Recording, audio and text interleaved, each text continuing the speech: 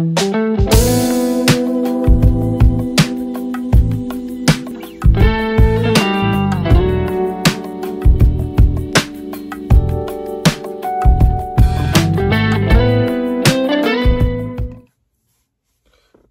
everybody, and welcome to another episode of Rob's World of Boxing. Let's get it.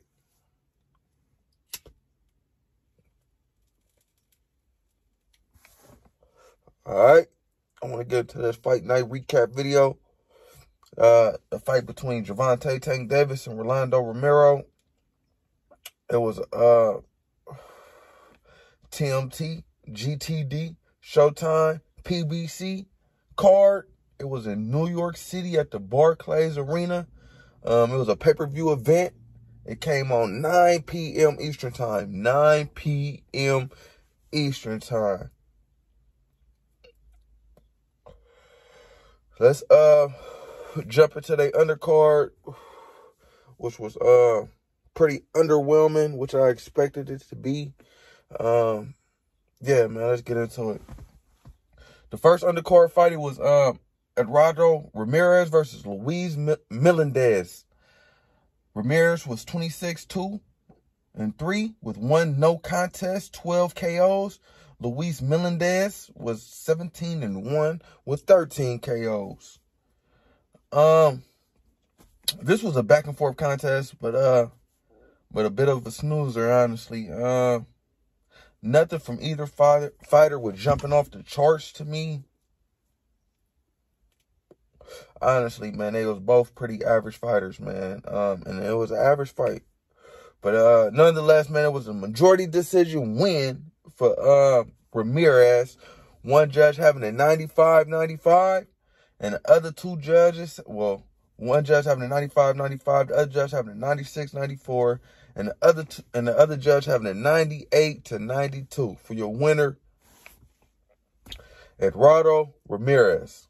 He advances to 27-2 with 3 draws and 12 KOs.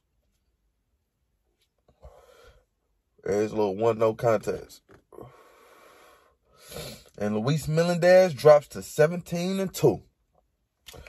Yeah, man, as I stated, these fighters was pretty average in my opinion. And the fight was average. It wasn't nothing to write home about. So let's jump into the next undercard fight.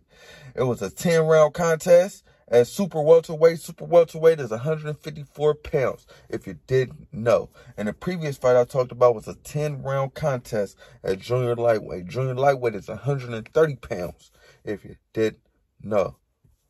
My apologies on that. All right, let's get into this Jesus Ramos and Luke Santamaria fight. Jesus Ramos was actually trying to avenge the loss of his uncle to Luke Santamaria. I thought it was his brother. I said in my pre-fight video, but it was actually his uncle. You know how that work, yeah. Your uncle, I don't know how your uncle young. He must have an old ass daddy or some shit like that. Old ass one or two. But yeah, he beat his uncle, so he was trying to get revenge for his uncle in this fight against Luke Santamaria. All right, Jose Ramos, he was 18-0 with 15 KOs, and Luke Santamaria was 13-2 with 1 draw. This was Santamaria's first fight at 154 pounds. He's normally a 147-pounder, but he said he got the opportunity, to fight Jesus Ramos and run through the whole film, and he couldn't resist it. So he jumped up to 154 pounds to try to get it done. Yeah, man. But I feel like he just couldn't get it done, man. I feel like Jesus Ramos just had a little bit too much for him. Luke Santamaria, he has good movement, man. I was liking his foot movement in there, his athletic prowess. I was feeling him. He was doing a good job of counterpunching. He was laying some nice traps for Jesus Ramos as well. And Jesus Ramos just kept pressing forward and constantly stalking Santamaria. But he was heavy-footed, so he once he plant, Santa Maria hit him and move, you know. And fucking Jesus Ramos would still be in the same position Santa Maria was in. But, yeah, man, I wasn't too impressed with Ramos, man. But nonetheless, he got the majority, the unanimous decision win against Luke Santa Maria. As I stated, man, he was stalking Santa Maria all night. And in the second half of the fight, man, he actually started to pull away from Santa Maria. In my opinion, I seen it. He was hitting him with a cold 1-2, but that's really all he had all night, that 1-2, 1-2. We was 1-2ing him to death. But, yeah, nonetheless, man, unanimous decision win for Jesus Ramos. One judge having it 98-92, and the other two judges having it 97-93 for your winner, Jesus Ramos. And, but yeah, man, I feel like Jesus Ramos, he's not ready for the upper echelon of 154 pounds, i.e. Jermell Charlo, Sebastian Fundora, man, I feel like Xander Zayas to give him some work. Yeah, man, this guy needs work, man. He's heavy-footed, and he just got that 1-2, man. And yeah, man, he needs work. All right, but let's get to our next undercard fight. It was a 12-round contest at middleweight. Middleweight is 160 pounds, if you didn't know. It was between Erislandy Lar and Gary Spike Sullivan. Erislandy Lar was 28-3 with 3 draws, 21 KOs. Gary Spike Sullivan was 31-4 with 21 KOs. All right, let's jump into the fight. Oh, yeah, Lar, he's 39 years old now, man. He's getting up there in age. All right, yeah, let's jump into the fight. No lie, I actually used this fight as an intermission fight, as I tend to do on the cards. You know, I gotta, and set the mood. I gotta, I can't just watch the card and just be like a motherfucker, just not with the mood set. But, yeah, man, I used this as an intermission fight, but still was watching it on my phone, as I was outside. But and I seen Lar dropped O'Sullivan in the 4th round with a straight left hand. Stuck him, dropped him. In the 8th round, he actually, Lar TKO'd Gary Spike Sullivan.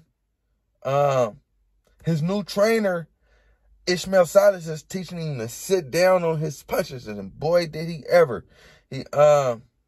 He KO'd Gary Spike Sullivan in the 8th round. Damn, what was it from? Ah, shit. I don't think I put where it was from. I'm pretty sure it was a left hand, though. He hit him with a left, if I'm not mistaken. But nonetheless, man, he was beating on Gary Spike Sullivan all night. It don't matter what it was from. As I stated, man, Lar starting to sit down on his punches, and that was really all he was needing, because his boxing skills is impeccable. His defense is impeccable. So even late in life, he's 39 years old, him sitting down on his punches is a big thing. I can see him going a long way and extending his career a little bit further, just because his defense is already impeccable in his, his boxing. And then you sit down on your punches, you're trying to get him out of there early, so you're not going to be getting hit, then you're going to be getting him out of there early. This new Lar might give anybody a run for their money, I'm telling you, even at the old age. Yeah, man, but Gary Spike Sullivan, he might need to hang it up. Every time he would get hit, he would pause, like, you'll see him like it's scary. He'll get, for real, you'll know he's finna go down, because he'll really do a pause in there, like extra hurt.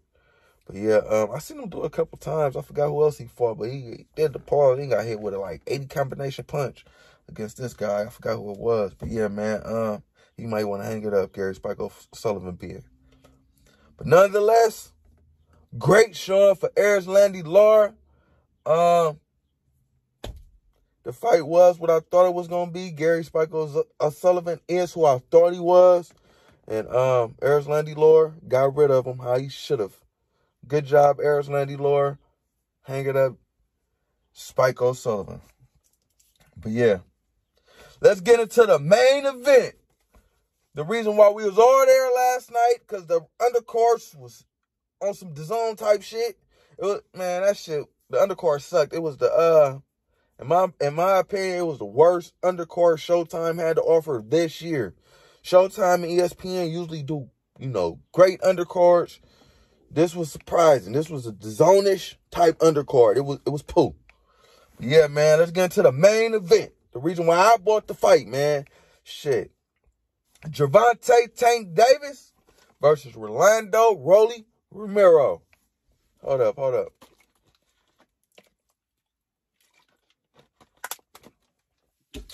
All right. Hold up. One more time.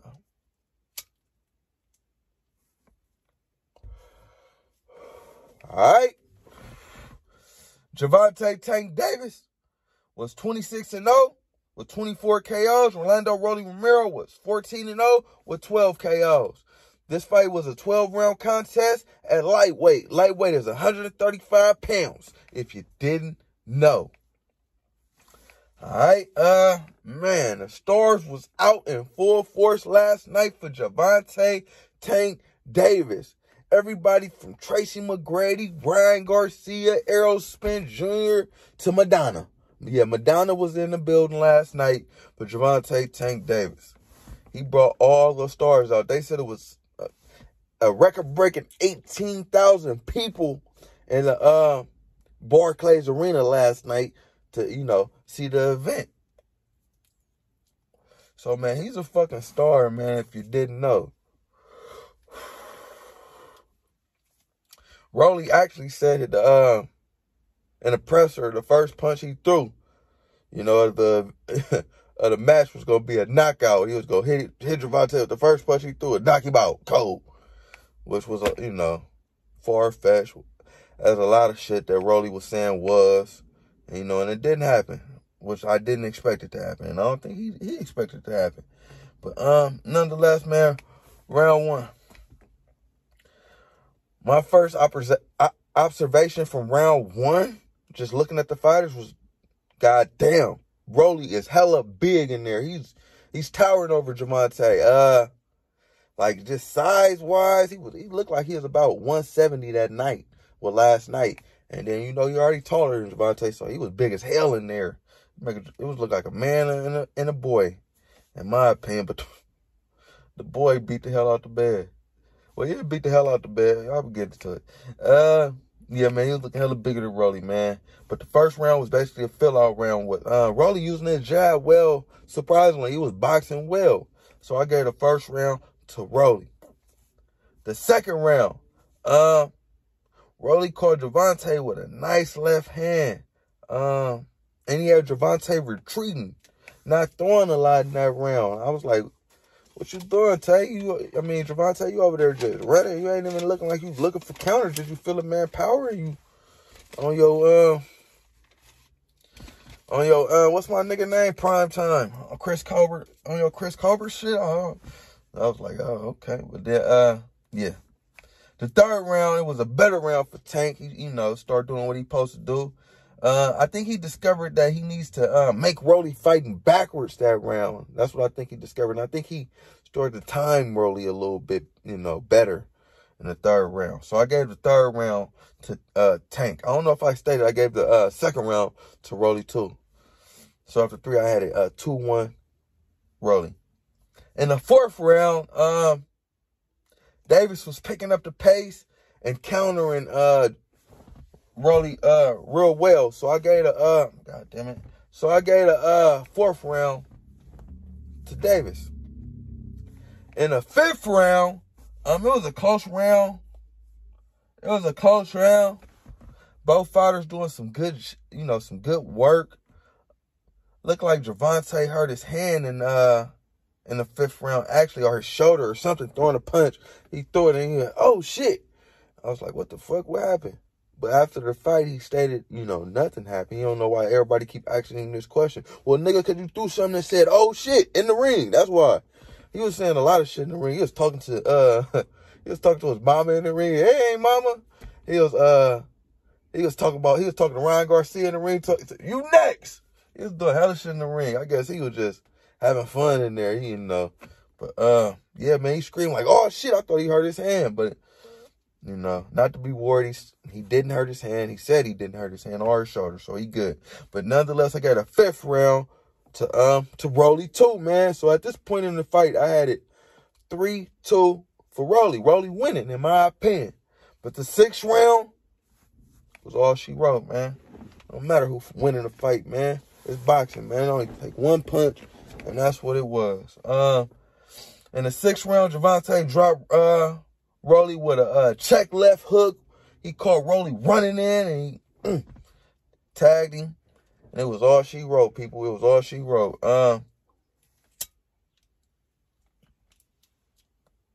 6th round TKO win for Gervonta Tank Davis, man. Man, Tank the truth. He the truth. He knocking out everybody. I already knew he was gonna knock out Rolly, but yeah, he knocking out everybody. Like I said, Rolly's big as hell, man. He's strong too. Like Gervonta said after the fight, he's strong as hell in there. You know, but man, that don't matter. He gonna knock his strong ass out too, which he did. Yeah, man, and Rolly walked right into it. He was doing good, man. He was winning the fight. All he had to do is continue to box, in my opinion. If he would have just continued to box, Gervonta has a hard time boxing. That's what I be telling people, man. Gervonta power has saved him in a lot of fights. A lot of fights. He's been losing a lot of fights. His power come in and erase it. I.e. Deontay Wilder. But he's not as bad as Deontay. No, he's not. He's not. He still got some boxing skills. Deontay Wilder have no boxing skills. But yeah, man, Rolly walked right into it, man. After the fight, I wasn't feeling Rolly, man. He didn't want to shake Gervonta's hand or nothing. Maybe it was from, you know, the knockout. He did just get knocked the fuck out. But yeah, he didn't want to do interviews. He just ran out the ring, man. I'm like, man, that's hella unprofessional. You know, and you ain't even established yourself enough to be acting, you know, this unprofessional after a fight, man. Respect the man. Respect his camp. But yeah, man.